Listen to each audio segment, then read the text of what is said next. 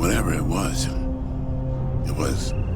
big and... You sure took him into the air shaft? Disappeared into one of the cooling ducts. My question is, it's using the air ducts to move around. You know, the primary air shaft may work to our advantage. We can lead it through, down to the main airlock. Who gets to go into the vent? Hey everyone, it's Sclurp. Just taking a look at one of my favorite games, Alien Isolation, running on the Nintendo Switch 2. Don't expect anything groundbreaking here, but as a number of Switch 1 games running on the Switch 2 did see some improvements here and there, I just thought, well, why not boot this up and have a look to see if there are any surprises to be found. And the game was already a bit of a marvel running on the original Nintendo Switch. The developers used much more modern techniques for things like anti-aliasing to give a much more clean display than even on PC without mods and the other consoles. So despite being on the Nintendo Switch, Alien Isolation did look so much more clean on Nintendo's handheld. The original game on the PlayStation, Xbox, and PC, when it first came out in 2014, had a lot of shimmering effects and kind of jagged edges, just because of the time that it came out and the techniques used at that time. We've since kind of moved on. And as you can see here on Nintendo Switch 2, everything's running, pretty well at 30 frames per second at that. It's not had a surprise kind of unlocked frame rate, bumping up to 60 frames per second or anything like that. It is running at 30, but there's no hitching that I can see. I don't have the tech know-how to kind of bring up the data or anything like that, but just judging from having the controller in my hands and just moving around these environments and just getting a feel for it and what I'm able to see with my own eyes, things are running pretty well. And as I said, the kind of modern techniques that they used for Alien Isolation on the Switch to kind of give it a much more clean display with more modern anti-aliasing is shining here, and it does look pretty glorious. So yeah, this is what it looks like.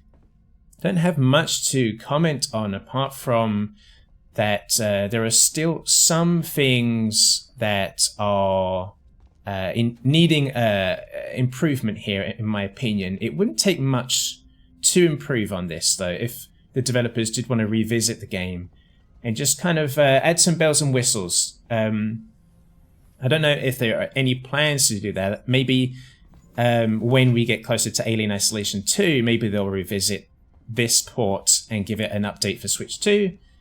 But I don't think it would take much to make this the definitive version of the game, honestly.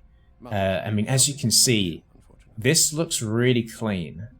It's, on YouTube, compressed 1080p, but when you're actually looking at it on a 4K display, it does look really good.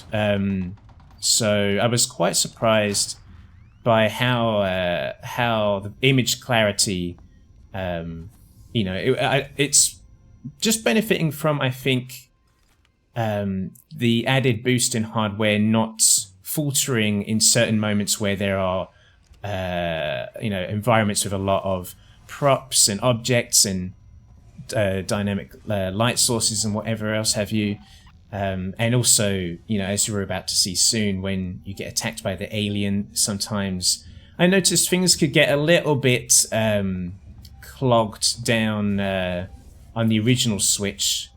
Not that it was a huge problem, but as you can see here, using the flamethrower, getting attacked by the alien, there's just doesn't seem to be any frame drops. But yeah, if I could just jump back onto the point I was making about the developers revisiting the game, I think it wouldn't take much to maybe just bump up the frame rate to 60 frames per second and maybe the resolution. And, I think if they did that, we would probably have the definitive edition in the Nintendo Switch version of Alien Isolation, if we had a Nintendo Switch 2 version via an update. This could very well end up being, in terms of an unmodded version of the game, the definitive way to play Alien Isolation. And maybe just increase some of the effects, in terms of lighting and shadows. And then you would have just an incredible version. So here we're looking at the load times. If you're curious about how long it takes to load into a map, I just jumped into the main menu, and we're going to go into the main story mode of Alien Isolation, just so we can also see how the Switch 2 is handling some of these larger environments, as the DLC was it's confined to the Nostromo. It's a very small map. So I just thought, well, let's jump into a larger map where there's a lot more going on. And as you can see, that the load time there was, it was okay. That's another thing that they could probably improve on in a patch if they wanted to. Fingers crossed that they do revisit the game just to give it just a little bit of extra love. One thing I also noticed is that when you're turning your character quite quickly, sometimes you'll notice that the shadows need to load in. You just might have seen it just there on the floor. Sometimes the lighting or the shadows, it just takes a second longer to just load in. And so sometimes you're seeing this weird artifact where something might be in darkness, or it might not have its shadows loaded yet.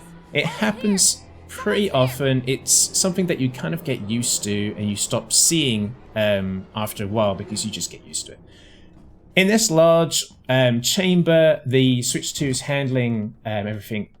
As far as I can tell, as I say, I've not got any data in front of me, but there doesn't seem to be any frame drops. Everything's running very well. I think that, if you're happy with the 30 frames per second being locked in there, you're going to have a fantastic time. There are some effects in this room that are missing on the Nintendo Switch version. There's some lighting effects, but it looks very, very clean. And the anti-aliasing that they've applied here makes the game really shine. Let me know what you think in the comments.